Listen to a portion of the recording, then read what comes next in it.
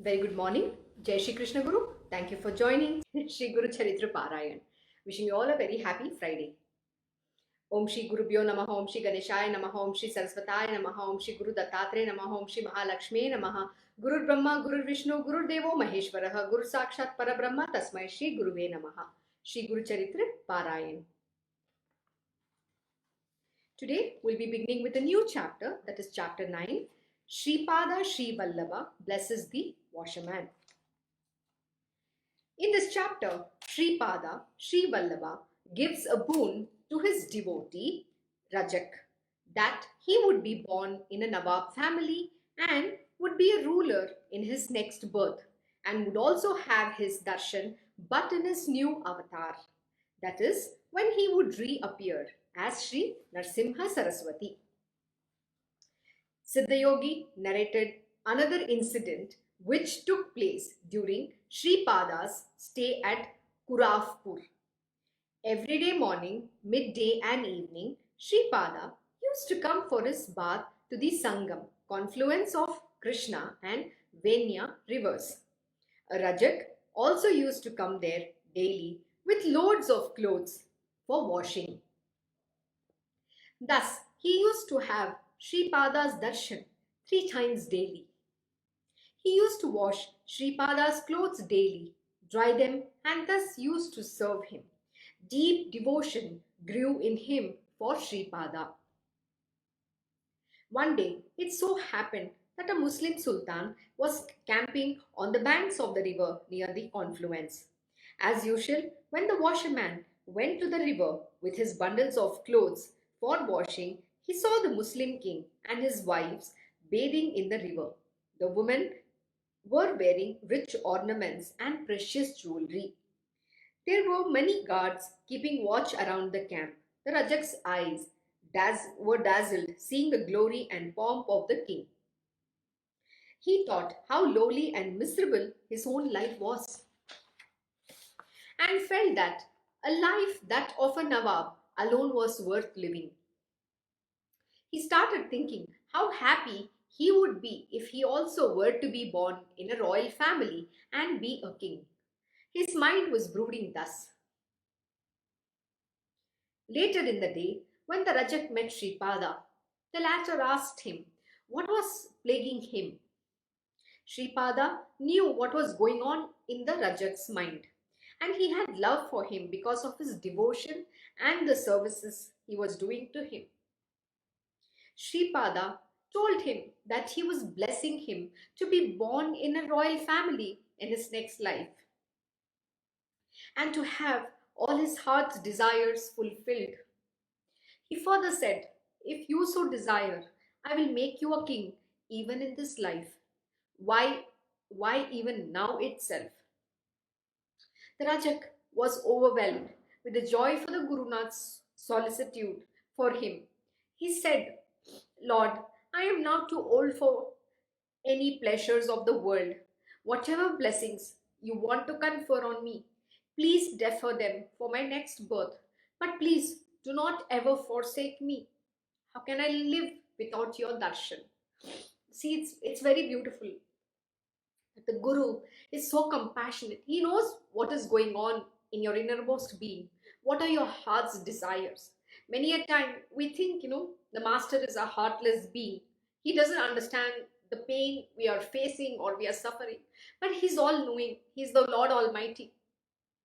Sometimes things in life is not palatable to the way we want our life to be.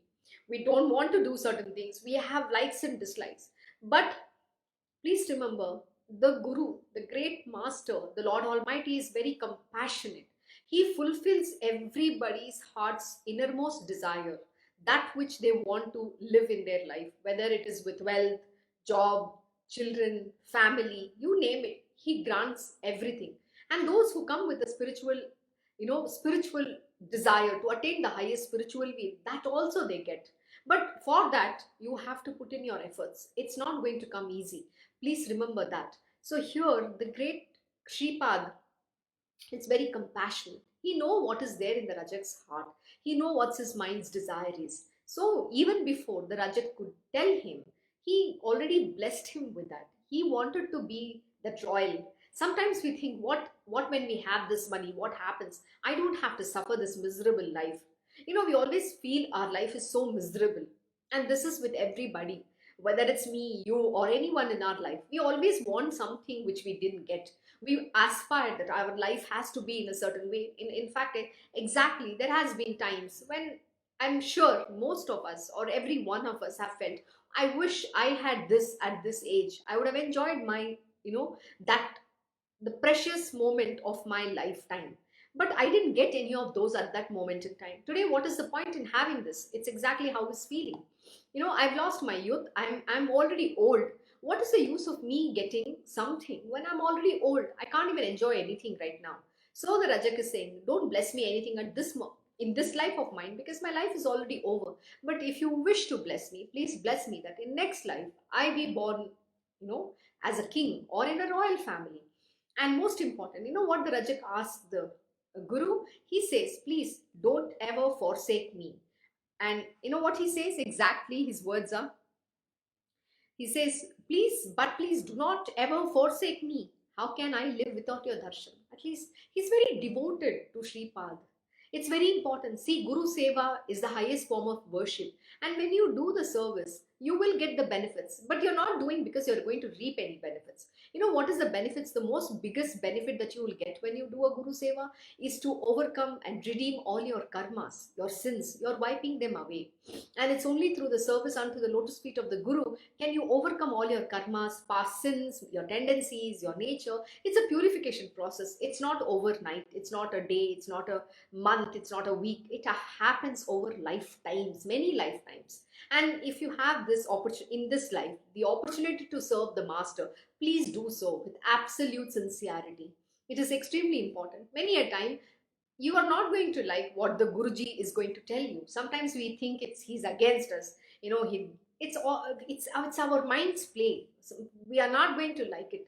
It's not going to be palatable to you. At that time, you're going to resist. You're going to fight. A lot of things happen. But please understand, the gurus don't have any ulterior motives. They are not there for getting some benefit for themselves. They are not here to make you feel miserable. You think they are heartless beings, or you think they are jobless, that they only want to go and spite you or only want to irritate you? No, they care about you. They care about your spiritual welfare. So they are constantly telling you how you have to become, what you have to be. So it's very important to overcome the mind. See, in material world, it's very easy to live the way you want to. But when you are walking the path of spirituality, it is not easy. Every single day is a beautiful day by itself. Some days are very sweet, some days sour, some days bitter, some days um, pungent. You can take all sorts of tastes. It's like the flavors of spices. So it's life itself is the flavors of spice. It's how you want to look at it. Spirituality is like that. You have to live one day at a time. No 2 days are alike. So every day is a unique experience by itself. It has a lot of things that you can learn in that day. But what is the biggest challenge in on the path of spirituality, or the obstacle that you will come about, is your own mind, your ego, your arrogance, your attachment to the body, and many other things, which is what you have to fight, you have to overcome. The knowledge that is being imparted to you, you will have to apply it in your life so that you can overcome and go ahead in your life, progress on the path. See, it's very easy to stop, or you can just say, okay, this is it, enough, I'm not going to take it anymore now. Or you can even fall down. The chances are, it's just a very fine line. It's a thin line between rising above and falling down. So why do you want to fall down? You have come all the way along. So don't ever give in to your ego. Your mind is going to become very strong. But why it has to become strong? That is how you will understand how to overcome the mind. You will see the strength of the divine within you. See, when we did the Devi Mahatmyam scripture, we did the Parayan, in that we understood how the demons are much more powerful than the gods. But the Devi has all the weapons of the gods, and she can kill any demon because she has all the weapons. So what does it mean again? See, the whole battle is that within yourself, you have this powerful Devi with all the weapons in her hands, the the shastras with the which the gods have. She has gotten from the gods, all the gods, and there are the demons against her. Now she is the most powerful one. It's the same thing. This Devi rests within you. You have to use all the weapons and fight the demons and overcome them. And please also remember that demons have immortality. They will rise their ugly heads when you least expect. So it is always important to stay guard, to always have your weapons ready so that you can fight and overcome them. It's important. So what does that mean? That all your the demonic disposition or the demonic propensities rest within you. So how do you overcome? With the weapon of the knowledge, which you have been taught for so many years with your guru. He's given you all that weapon, that knowledge. The knowledge has to be applied and you have to overcome them.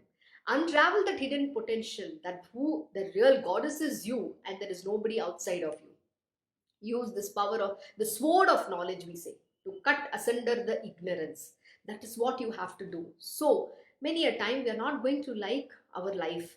We might say, oh, why, I hate my life. I had a miserable childhood. I had a miserable teenage. I suffered. I didn't have money. I don't know what my life is all about. But please accept the life that you have and evolve. What has to come to you will anyways come to you. Nobody can take it away from you. So why are you going after something that is transient?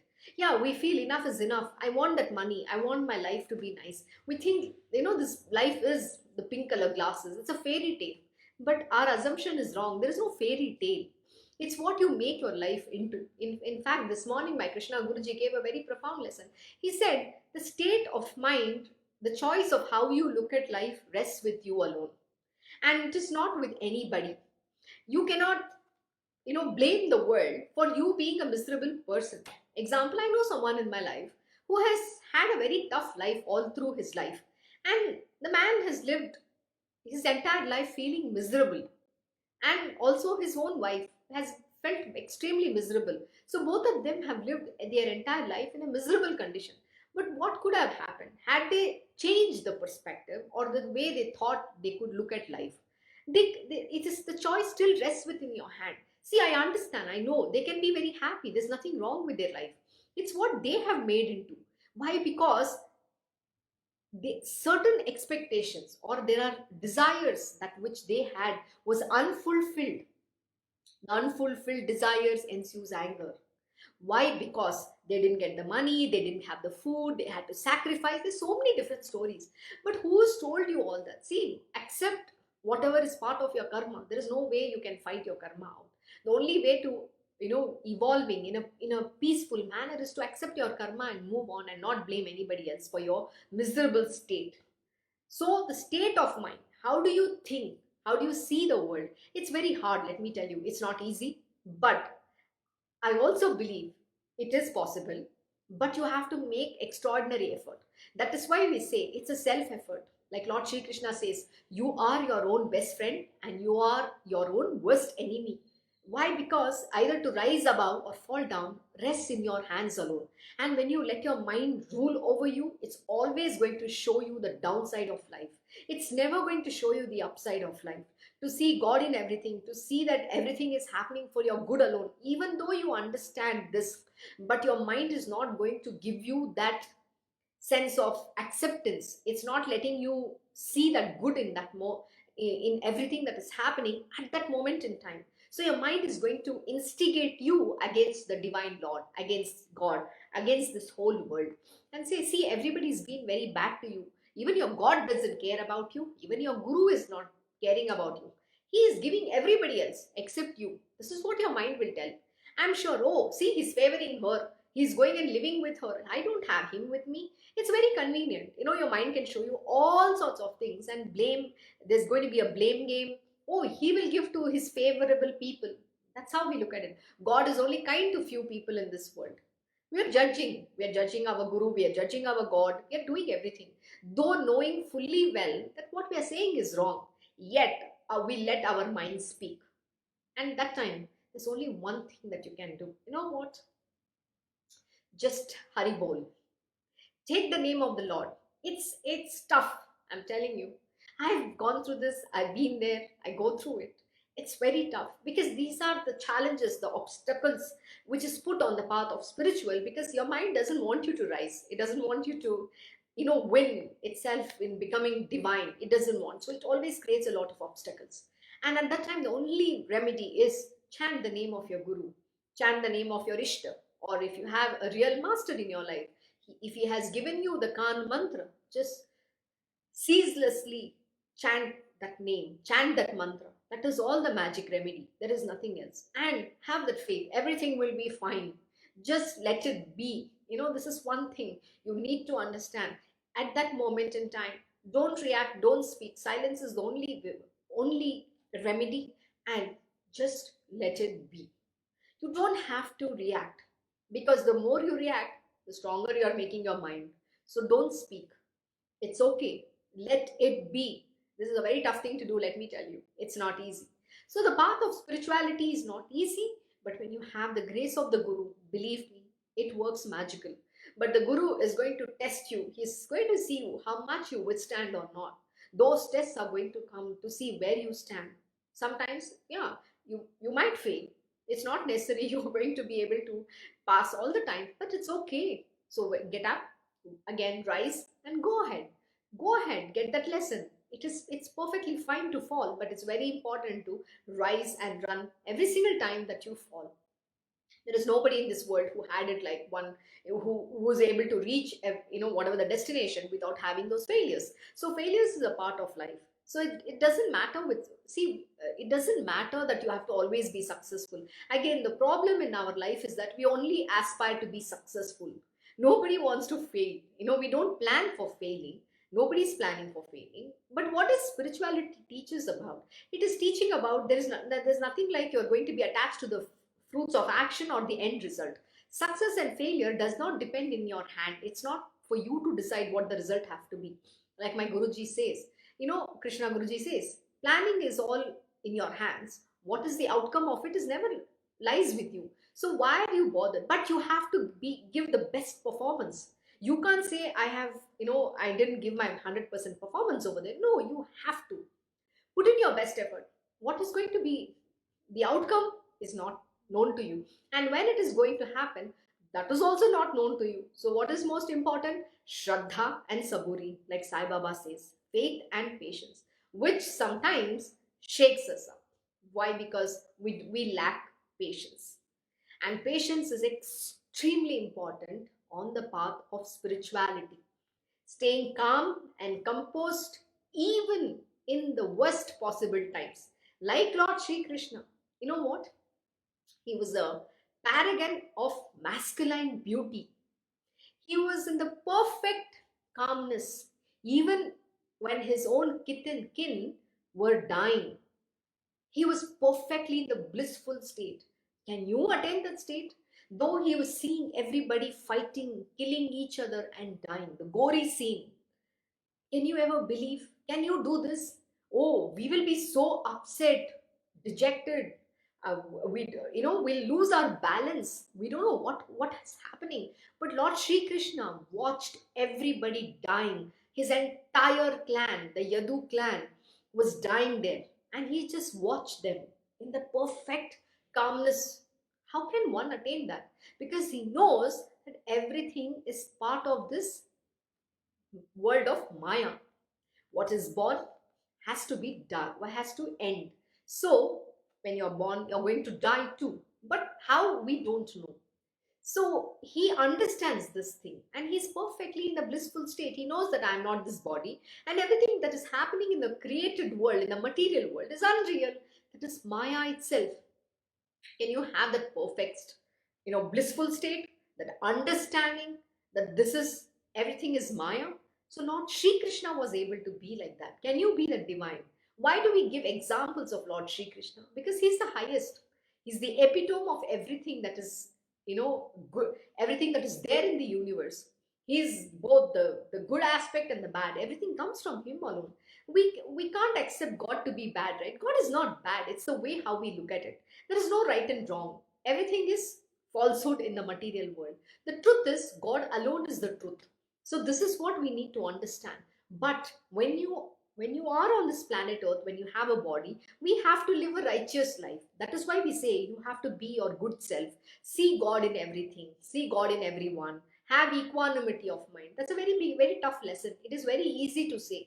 I can preach, but when it really comes, the knowledge to be applied, when at the hour of the test, that is when the real test stands, whether you have been able to imbibe that knowledge or not. If you react, if you sway, then you have not applied. Then you have not imbibed that knowledge, which means you still have a long way to go. So my Krishna Guruji will say, oh, you get disturbed? So please tell me where you stand. You yourself have to give yourself the scores of where you actually stand. And then it feels horrible. You feel, oh my God, I've not been able to learn this lesson. What am I supposed to do? Practice again. Do sadhana, which means you still have a long way to go. But that doesn't mean you'd have to give up. Giving up is not the answer. It means, what simply it means is that you still have a long way to go, and you have to continue to put your efforts. So don't stop, continue to learn. And you will make it someday, God willing. Have all the faith in Him. Don't worry about what is going to be the outcome, how it is going to happen. Why bother? Like my Krishna Guruji will say, your job is to do alone. When it happens, how it happens, we don't know. Again, Sai Baba says that, have that Shraddha and Saburi. Most important, deep spiritual sadhana is a must. You can't just have a superfluous way of saying, okay, I did this today, 10 days later, I'm not doing, then you will give a break and then you'll again come back. It doesn't work like that. You have to become extremely disciplined. It's very tough. Today, my Krishna Guruji will keep saying this to me. See, physically today I'm present, I will tell you. But tomorrow when I'm gone, then what happens? There's nobody who's going to come and give you this knowledge, come and tell you. Not even your own parents, because they themselves don't know. Except for the Guru, the great master. Who else can teach you this knowledge? Who else can give you this knowledge? Only He's qualified. Only He knows what is right, what is wrong, what is good for you, where are you faltering. And what He does? He knows your weaknesses, or that which is going to, make you not progress. So that is what He's going to, the sweet spot or the weak spot we say. That is where He's going to, provoke you to see how much you are going able to withstand. Or are you still the same weak person? Is that object or that incident or whatever that is there, your weakness, is still going to affect you or not? And if you have been able to overcome, then He knows, okay, now you've been able to overcome, so next move on to the next lesson. And please remember, in spirituality, it's a very interesting way how things happen. If you think you have been able to achieve or overcome some of your nature tendencies or something that which was bothering you a lot, many years later the same test will come back when you least expect it, to see whether that is still impacting you or not. And at that time you'll be surprised. Sometimes you will end up reacting. Why? Because that that object has somewhere still, it's somewhere there within your subconscious mind or state, where it is still affecting you. You're still carrying it with you till it does not completely go away. You have to wash out completely from your memory and your entire being. Until that period, that test is going to come many a time. So be ready. So these are some of the ways how these tests happen in your life. So have faith in the Guru.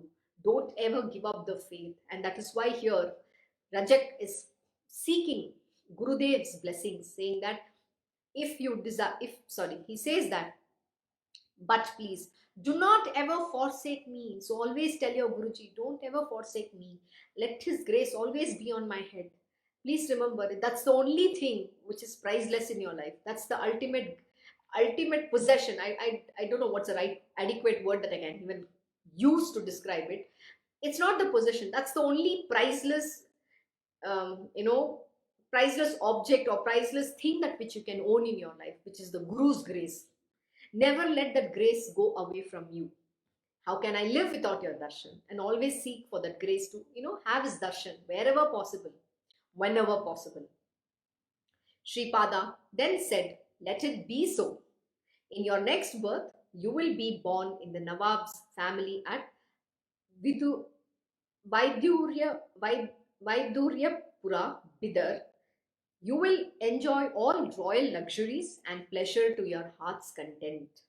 You will have my darshan too, but not in my present form, but in the form of my new incarnation, then as Sri Narasimha Saraswati. But remember that it is not earthly pleasures and indulgence of the senses one should covet in life, but one should ever aspire for the grace of God alone, which is far above all the earthly enjoyments and achievements. Exactly what I was telling you. See, no matter how much wealth you have, how much money you have, nothing is equivalent to having the grace of the God. Nothing is equivalent to evolving on the path of spirituality, because the only, the riches that you can earn in your life is the spiritual wealth. That is the ultimate goal that you should have in your life. Again, that's what even Shripad, Shripad Sri Vallabha is telling the Rajak. Even when you have all that, please don't get carried away and get lost in that. It is not for, what does he say? But remember that it is not earthly pleasures and indulgence of senses one should covet in life. You should not covet for that in life, because that is what will lead you to further miserable condition and getting into karmic, in karma and bondage with everybody. Never get into that. It's not worth it. But one should ever aspire for the grace of God alone, which is far above all the earthly enjoyments and achievements. No matter what you achieve in this world, it is not equivalent to having the grace of God. So always seek and aspire for the grace of God. That is exactly even what Sripada Sri Vallabha is telling the Rajak. He is giving him that knowledge. Anyway, because of your devotion to me, I will grant you liberation too in your next life. Can you believe this? See, the Guruji, the great masters are very, very compassionate. How they work, you don't know. There is a divine purpose. Everything is a leela. Everything is a play. So live it. Don't resist. There is no point in resisting anything. Sometimes we don't like. This likes and dislikes come very strong in the mind. Why? Because we have not learned the lesson of equanimity. We always have the pairs of opposite. We feel hot, cold, good, bad. Everything is based on our own likes and dislikes. Why? Because we're letting our mind act on us. So don't let your mind act on you. So anyway, because of your devotion to me, I will grant you liberation too in your next life. What does it mean? The Guruji, the Gurus know, they understand what you are to me. They understand your devotion. They know how worthy or not worthy, or what you deserve or not deserve. And they will grant you. See, whatever service you do unto the lotus feet of your Guru, the benefits will come to you, but at the will of the divine. It's not how you look at it. And you can't even know what the benefits are. Please remember. And you're not going to serve because you're going to get some benefits. It has to be your devotion. Because of your devotion, Shripad Sri Vallabha is saying to Rajak, what is it? Because of his devotion. He didn't ask Sripada that I want something. Yeah, the Gurus know what is there in your heart. They are all knowing. You don't even have to open your mouth and say. Things will happen. Just have that absolute faith. And Shraddha and Saburi, faith and patience. Have that. Things will happen. It will work out. Don't worry. So, Sripada Sri Vallabha decided a little later that he should now end his sojourn on the earth in the present avatar of his. He had lighted up the lamp of wisdom. He had helped many yearning souls on the spiritual path. He had relieved the sufferings of many. He had revived that sampradaya. Sampradaya means that's their lineage of attaining liberation through devotion and service to the Guru, and through the practice of renunciation and observance of the moral codes of life. So what did I say? Every incarnation comes to only establish dharma, put the spiritual aspirants, the devotees and disciples on the path of spirituality, they will show the path to their spiritual wheel, and do good in this world and give everybody that which they truly deserve. And this is not to everyone. And ensure that they protect the pious, the meek, and those who are being tortured or put to suffer by some of the demonic people in this world. So that is what the great gurus do. They have nothing else to achieve in this world. And in this, it is very beautifully explained. What did he say here? He had helped many yearning souls on the spiritual path. Those who crave and wanting to be on the spiritual path, the Guru puts them on the spiritual path. Then he had relieved the sufferings of many. And what does he do? He relieves the suffering of many people. They are not interested in the spiritual growth, but they just want something which is materially connected. So he relieves them from that suffering. It could be death, disease, you name it. From your wife, husband, you must be suffering, torture, whatever that is. So he fixes all those because he absorbs that karma. He reduces the impact of those karma that is associated with them. Then he had revived that sampradaya of attaining liberation through devotion and service to the Guru. What did he say? He had revived. Why is the word revived used here? That is because we are not carrying forward. Somewhere it is getting missed. Especially in the Kali Yuga, what happens is that, forget, at least every yuga, the incarnations come only when the adharma is on the rise. Okay, so when that lineage has to be carried forward and ensure that the practice has to continue, then they come to revive that. Every incarnation comes only for this purpose. They have no other purpose to manifest on this planet Earth. This is something you need to understand. And here Sripada Sri Vallabha says, he had revived the sampradaya of attaining liberation. Why is attaining liberation so important? That's because we have forgotten our spiritual being. We get lost in the material worldly existence. We think we have given this body, we have to enjoy, get married, have children, uh, get into lust, greed, and whatnot, and be lost in our sensual pleasures. And we forget the existence of God itself in our life. So we have completely gone on the path of unrighteousness. So, to revive that, so he had revived that lineage of attaining liberation through devotion and service to Guru, and through the practice of renunciation, service to the Guru. Service to the Guru is the highest form of worship that you can ever do in your life. That is the highest form of service. When you service the Guru, when you do selfless seva unto the lotus feet of your Guru, Lord Sri Krishna himself is pleased. Every god in this entire pantheon, entire universe is pleased. Everybody is pleased when you offer your service unto the Guru. We don't understand the significance of what it means to, offer our service to the Guru. Selfless seva. It's not done with an intention, I am going to get something. But an opportunity to serve your Guru is extremely important. You know, and one of the things that is missing in today, especially in the Kali Yuga, is we treat the Guru in a very ordinary manner. We don't respect him. We disrespect him. Many a time we look at his, the physical form, the human appearance, and think, and we think that we can talk to him like a human being. Unfortunately, that happens. Why? Because your mind looks at the physical form. And that is why my Krishna Guruji will say, look beyond the physical form. Don't look at what you see with your senses. Your eyes is seeing, but your eyes should stop seeing the physical form. You have to see the divine form. And then only you will understand what it means to really respect the great masters. See, when you go to the temple, don't you automatically, bow down and, do namaskar? You offer your obeisance? Yeah, we do that. But when we look at the Guru, then, not for those disciples and devoted devotees, I'm talking about a normal being. When they come and meet the Guru, they look at his appearance first. For them, they need that glamour.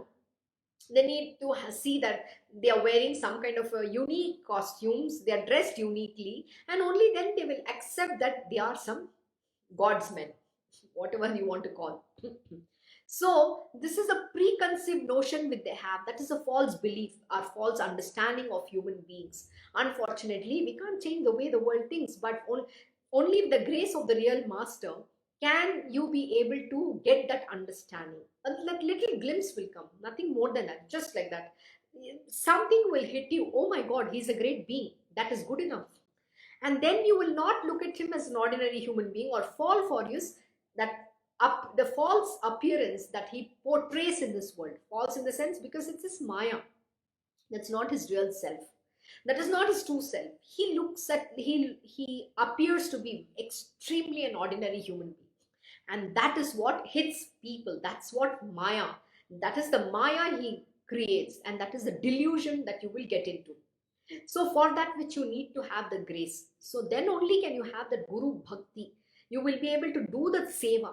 And for those who look at him as ordinary, oh, who is this? I don't even want to touch his feet. They will call him a human being, an ordinary human being. This is what happens. Then what happens? You can't get that grace. So where is the question of even doing selfless service? Doesn't exist. So what is he saying? This is very important so that you understand what is your real purpose. He had revived the sampradaya, or the lineage of attaining liberation through devotion and the service to the Guru. Please embed this in your heart. Liberation through devotion. How are you going to attain liberation? Not by doing some yoga, meditation, all that. Only bhakti mark. Liberation is attained through devotion and service unto the lotus feet of your Guru. So please make a, mark this line in your, in your book or wherever. Embed this in your heart. So never ever forget that. And through the practice of renunciation and observances of the moral codes of life. And what is it important? Observances of moral codes of life. So again, if you go and on Krishna knows, if you go listen to my Krishna Guruji's satsangs on Bhagavad Gita, Uddhav Gita, Samarth Ramdas's Das Bodh, a detailed discussion about what are the moral codes of life has been very well explained. You must go listen, and then you will understand the truth behind what is being mentioned here. It is very important that we follow all the moral codes of life. Because today, you go out and meet one person who is like this. It's rare. 1 in a million, 1 in a billion. That is the rarity today. Because everybody is lost in the material world, material worldly ways. In Kali Yuga, there are no moral codes. There are no values. There is no ethics. The truthfulness is gone out of the window. Goodness has completely gone out. And love though doesn't exist at all. We always are in a miserable condition. So, please remember to follow the moral codes of life, and only when you do that will you evolve on the path of spirituality. There are no two ways about it. There is no other way. Again, it is only through bhakti marg, and you have to have dispassion, detachment, and discrimination. Once again, I will repeat: dispassion. Don't be passionate about anything in life. Be dispassionate. Detachment. Be detached from everything. Why are you attached? Be it your job, husband, wife, marriage, children. Nothing should be. You should not have any attachments. You just have to live like a lotus leaf, which is untouched by the water, and yet be the most beautiful one, which is shining aloof. And while performing all your duties, your swadharma to the highest of your ability, and most important, discrimination. What does it mean? Discrimination means to see God in everybody.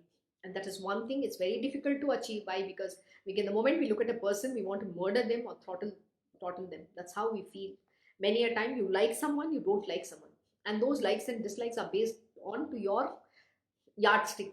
It is not to the universal yardstick. So most importantly, learn to see God in everybody, which I myself will tell you it's the most difficult thing to do, but you have to practice. You have to put your efforts. You have to make it a conscious habit that you will have to see God in everyone. Even in your worst enemy, you should be able to see that. But it doesn't work. Because why? Our mind comes so strongly. So most important, curb your mind, control your mind. And that can only happen over a period of time. How can you control your mind? Back again, only through devotional service, only through devotion and service unto the lotus feet of your Guru and Lord Shri Krishna. There are no other ways. Bhakti is the only way to control your mind. And chanting your Guru's name, whatever the name you want to take, keep chanting. Even when in the worst times, when your mind is very angry, even at that moment in time, just take the name of the Lord. Magic will happen. Mark my words. So, on the Ashvi Yuja Suddha Dwadashi, 12th day of the bright fortnight in the month of Ashvi Yuja, Sripada Sri Vallabha walked into the waters of the confluence of the rivers and disappeared, just as Lord Sri Ram had ended his avatar in the Treta Yuga by merging himself in the waters of the Sarayu river of Ayodhya. Thus ended one of the most glorious avatars of Lord Dattatreya. Although Sripad Sri Vallabha had withdrawn his avatar, yet it is known that he did appear countless number of times and still continues to do so in his very physical form.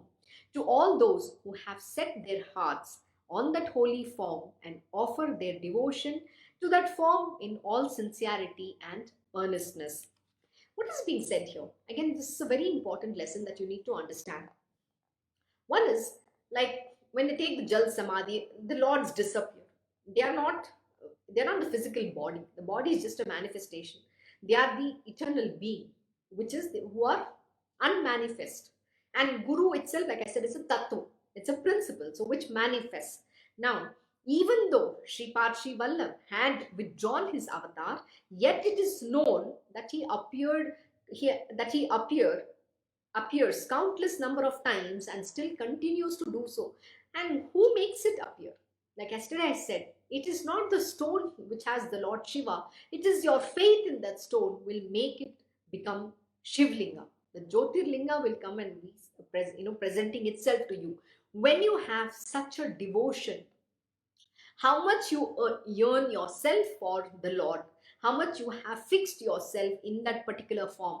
See, that is why my Krishna Guruji will teach us, if you want to meditate on a form, you have to pick one form. An example is the Bal Gopal is not the same as the youth, the Kana or Kanaya, and then it's not the same Krishna who went to Mathura, or that Krishna is a different from one who got married and is in Dwarka, who is in having a big kingdom. So and it's not the same Lord Shri Krishna who imparted the Bhagavad Gita to Arjuna at the Kurukshetra. So these are all different aspects. So which aspect of the Krishna do you want to worship? The form. It's extremely important. And when you worship that form, that is what becomes your Ishta. And even if we say Lord Shri Krishna, he varies, right? There are different forms, and that is why we say the Ashta Bhav. So you can experience him as a son, like a child, the Bal Gopal, how Yashoda Maya experienced him. So who do you want to experience? In Lord Shri Krishna. That is the form you have to embed. So when when the devotees of Sripad Sri Vallabha established the Guru in that form, in their innermost being, that is the form which kept manifesting, because that is what you crave. That is what was your faith in. So when you have put your faith in that form will manifest for you. So again, like I said, it is your Shraddha, that absolute faith and complete surrender. And your devotion is so high that you will be able to manifest him. When you seek him with that sincerity, with that yearning for him, he will appear for you. That is what is mentioned here. So he does countless number of times and still continues to do in his very physical form. So that form will only come only to your eyes. But again, it's not going to be visible to everybody else in the naked eyes. You can't see him. But in his divine, when you have his grace, through the divine vision, you will be able to see that subtle form of his. In that particular avatar alone, he will be able to give you the darshan. So it is you who will make him come. It's not the other way around. So how much is your faith? When you seek with that faith and love and devotion, the divine Lord will manifest for you. Mark my words, this is the conviction you need to have. So it's only your Shraddha and Saburi, not only that Saburi, but most important, your faith in that, and surrendered unto that lotus feet of that Guru, that God, he will grant you the grace to recognize him when he comes. So ask for that grace. God's grace is extremely important. Seek that grace to be able to recognize him when he appears. And the reason why we say you have to be able to worship God in everybody is because sometimes the real masters can use a body to give you the darshan, which is just a momentary. See, here we are talking about Sripada coming in the same very form, okay? But there are times when the divine Lord Almighty can use any body. That is why it is very important learning for us to have, that you should be able to see God in everybody. which means if the god can come in a form of a dog, but do you have the grace to see the god in that dog at that moment in time? I can give you a very beautiful experience which happened to me when I went with my Krishna Guruji to Jaipur, the Govindji Mandir, where Meerabhai had worshipped Lord Shri Krishna. It's a very unique experience. So we went there. I've actually narrated the story, but I will say it once more. So when we went there, there was a huge crowd. This Govindji Mandir opens only for a very short duration of time. So when we arrived at 5 o'clock in the evening, because the mandir was supposed to be open, the temple was supposed to be open only at between 5:30 to 6:30, I think, just for 1 hour. So when we arrived there, we went inside. It was a huge crowd. Everybody were waiting for the puja to happen, the prayers to be offered to the Lord. And then my Guruji and myself were standing right at the behind. So it was a huge crowd. So we didn't want to push anyone and go in the front. So after everybody took the Aarti was done. And then they all took the Aarti, the prayers were done. And once everybody started dispersing, so we went forward. We admired the Lord. There was nobody. It was really in peace. We saw the Lord to our heart's content. And then we did the circumambulation of the temple, and then we came out. When we came out, my Guruji said, let's buy prasad. Prasad, whatever the temple, every temple will give you the prasad. So you have to either buy or sometimes they just offer it to you. So we bought the prasad, which was laddus. And then suddenly from nowhere, one huge dog, okay, I'm terribly afraid of dogs. And this is my encounter. I'm super scared of dogs. Pretty much animals, okay? So suddenly one huge dog came running towards me. But you know what? I was not afraid at all. I could just see the love oozing of Lord Shri Krishna. I'm like, Lord has come. He's asking me, then my Guruji said, give him laddu. And I took a laddu and I just gave it to him. He ate from my hand and vanished like that in no time. He was literally jumping. He was a very tall dog. It is very cute to see him. It is so beautiful. He appeared from nowhere, okay? And he wanted that laddu. So it's an amazing experience. It's a momentary. So God can come in any form.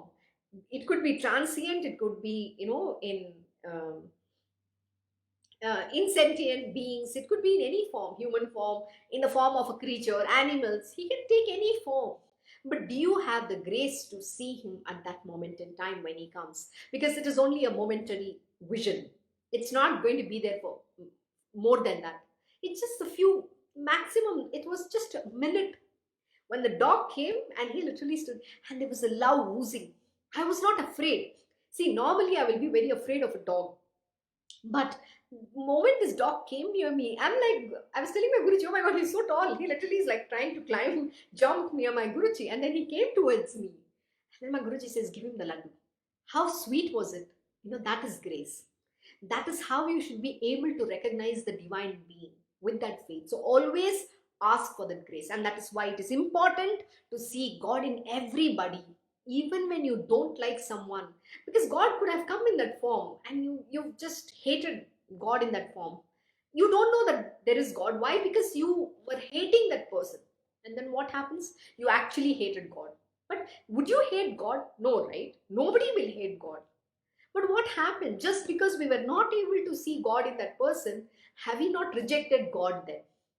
That is a big challenge in our life. Please understand. That is why we say you need to be able to discriminate. Discriminate means to see God in everyone and to understand this entire universe that is created is unreal. It is Maya alone, Lord's delusion, Lord's Maya, which is full of illusions and delusions. So don't get carried away. Don't get lost with what is happening. What is happening to the body. But this understanding that I am not the body is a very difficult one, unfortunately, because we are so attached to our body, mind, senses, ego, and we believe somebody is doing something bad to us, somebody is doing something wrong to us, somebody is treating us badly. I have to do a menial task. And yesterday I was talking about no task is big and no task is small. Sometimes that in a corporate world, I was just giving my experience and a few other people's experience, right? Sometimes you're treated like a doormat, and this is a word I use. People think just because they're in a position, they can treat another human being as their beck and call person or a doormat. And at that time, You feel humiliated, insulted, and you think people don't value for who you are. You're not being given that respect. But the reason why we need to accept, graciously and go through is because that is how we will be able to overcome our ego. But we don't understand when that event happens, your ego gets stronger. Your ego gets very powerful. That's or it is a deflated ego, which is a hurt ego. And that gets even more powerful because you don't like anybody treating you like that. So you end up feeling very small, insignificant, and you think you are just like a nobody in this world. Like people don't respect you. But what is missing that you're not understanding is you are the divine being. Who is anyone to respect you or not respect you? Does that change who you truly are? Nothing changes. Whatever they're trying to treat is this body. Why are you forgetting the lesson? I am not this body. I am that divine Lord Almighty. I am that Parabrahman. This is what we forget. I am the spirit. I am not the body. And this lesson is not understood by us. It is not easy because that firmness, that conviction is not within us. We think something is happening, somebody is doing bad to us, somebody is saying bad to us. We are being told to do menial tasks. Again, yesterday I said, my Krishna Guruji or every guru will do even the most dirtiest of the task or most the menial of the task. You know why? So that they destroy their ego. They are very humble. Nobody can be like them. They will graciously do all sorts of jobs, however mundane it is, however menial it is. They will do everything. You know why? They are setting an example so that tomorrow you and I can do that. We should follow this. There is no ego. No job is big, no job is small. When you know very well, you are any job that you're doing service unto the lotus feet of your Lord. So how can any job become big and small? Even it means, cleaning the toilets. Especially in the ashrams, one of the most important tasks when you're going and learning in the ashram is to go and clean toilets. We have this great attitude. Oh, I can't clean somebody's, sorry for my language, somebody's shit. Why should I go clean someone's shit? No, it's important to humble get your ego to crumble and crush. You don't have to have ego. No, which is also teaching you that no job is small and no job is big, no job is dirty. Everything is a job of the divine alone. Even it means going and cleaning the toilet. And this is the practice that needs to be done. And another most important, people will be sent as a task to go and beg. We don't like to ask, we don't go and ask for alms. And one of the most important thing to do when you're on the path of spirituality is to go and beg from people.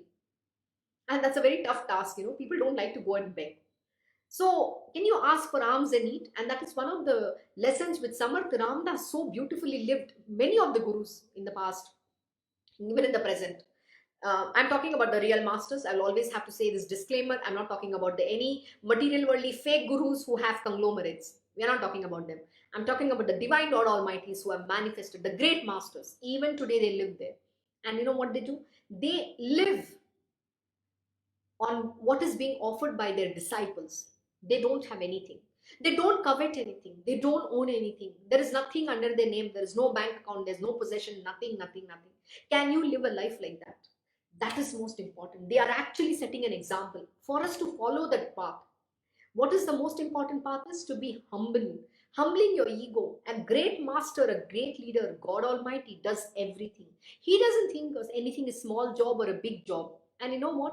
I'll give a very beautiful story before we end. We have 6 more minutes of Lord Sri Krishna. Here we are talking about the washerman being blessed, right? Similarly, in Sri Krishna's time, when Lord Sri Krishna and Balram were visiting Kamsa, that's Mathura, to meet him, when Kamsa called for him, they were coming by. There was a very beautiful lady called Kubja.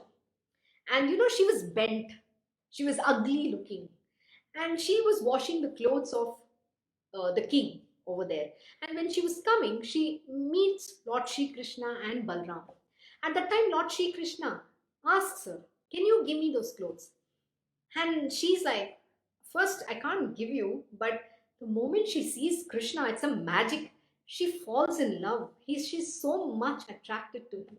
It's, how beautiful. He's like a magnet, who attracts literally everything. Like how Radharani explains, he's this bumblebee who goes on every flower. Every flower is just attracted to this bumblebee, Likewise, the moment any gopi, anyone comes in the presence of Lord Shri Krishna, that's it. They're gone. After that, they don't know what hit him. So she fell in love the moment she meets Lord Shri Krishna. He's so beautiful. Like I said, masculine beauty.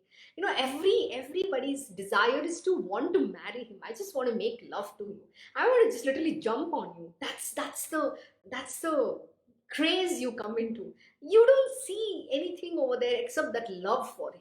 It's not about the Lord. See, people can think, oh, how dirty you can think. It's not in that sense. It is that love which makes them feel, just because you don't know what happens to you. You don't know how you're just tearing apart. Sorry. So you're so excited. You don't know what hit you actually. It's like the Cupid literally struck, an arrow struck in your heart. And then once she literally loses herself in Lord Shri Krishna, she says, yes, I will give it to you, but please promise to return the clothes to me. And you know what Lord Shri Krishna does to her? He just holds her chin up. And the moment he just lifts her up like that and straightens her, she becomes into a beautiful woman. Literally, she turns, and he turns her so beautifully in that beautiful woman of, he straightens her up. She loses all the ugliness and she turns gorgeous. She becomes godly. She becomes like a goddess. And that's what he does to Kubja. What does it mean? It's not the way you think. It's a crass physical pleasures of this material world. The love for the divine is beyond, a human mind's ken and understanding. I just said how the gopis will feel, how Kubja felt the moment she was attracted. She saw him. She literally like, I want to make love to you. That's not a wrong way. It's not a physical pleasure. We are not talking about a carnal act here. It's about the devotion over there. It's that love. You just want to offer yourself to the Lord. That is what it is all about. And that is who Lord Shri Krishna is. He is a magnet. And everybody is attracted to him. There is not a single being on this planet Earth who cannot get attracted to Lord Shri Krishna. Let me tell you this much. And that is why there used to be a lot of, and that's another very interesting story. I'm not getting into that right now. Where in Golok Vrindavan, everybody, like there's a gang of Radharani and there's a gang of Chandravali, and everybody used to run after him. And he is always there for everyone. But everybody thinks he belongs to only them. Like Radharani felt, Lord Shri Krishna is mine. He can't go around with all the other gopis. And that is why she talks to Bumblebee, saying, how can you go from one flower to the other? And you don't even care about me. But see, the Lord is in universal. The most important thing to understand is that that Lord is within you. Every one of us have our own Krishna within us. There's nothing we have to go outside to attain. He is within us. We have to reach him within our own self. That is what it means. There's no Krishna outside. The whole Ras Leela is talking about this, where you need to become one with the Parabrahman, that Lord Shri Krishna, who's living in your heart. So the Adhyatmic truth is very different. But when we talk this language, people think, oh, we're talking a crass human being's way of looking at life. Somebody's trying to go and own Lord Shri Krishna and make a carnal act. No. This is very divine. It is very profound. And to understand this truth, you have to evolve on the path of that love and devotion. To understand what it means to love the divine. What does prema mean? What does the Raganuga Bhakti means? And how do you feel viraha for that Lord? And with that, the Lord blessed Kubja. And finally, he visits her and grants her that, he redeems her. He literally removes her of all her curses and he bestows on her the bhakti, that spiritual will. That is what the Lord does. Please remember, one touch of theirs is magic. They turn themselves, you into their divine, the divinity who they are. That is what they do. Like my Guruji said one day, the Parasmani, he's a Parasmani, but he makes another Parasmani. He's not turning the other stone into a gold, but he makes that into another Parasmani. That is what the divine Lord does. So with that, we hear the chapter 9, and I seek that you continue on the path of Bhakti and Guru Seva, which is the ultimate way of attaining your spiritual being. So, Although Sripada Sri Vallabha had withdrawn his avatar, yet it is known that he did appear countless number of times and still continues to do so in his very physical form. To all those who have set their hearts on that holy form and offer the devotion to that form in all sincerity and earnestness. Thus ends the 9th chapter of Sri Guru Charitra describing Rajak Vara Pradhanam. Glory to the all merciful, the omnipresent, and the ever responsive Guru Nath. Thank you for joining Sri Guru Charitra Parayan. I wish you all a very happy Friday and a weekend ahead. Om Shri Mahaganapate Namaha, Om Shri Gurudev Datta, Om Shri Sachidananda Sadguru Sainath Maharaj Ki Jai. Om Namo Bhagavate Vasudevaya, Digambara Digambara Shripad Vallabha Digambara. Om Shri Krishna Gurunathanatha Shri Guruve Namaha. Om Devi Durgaya Namaha. Om Shri Krishna Arpanam Namastu. Krishnam Vande Jagat Gurum.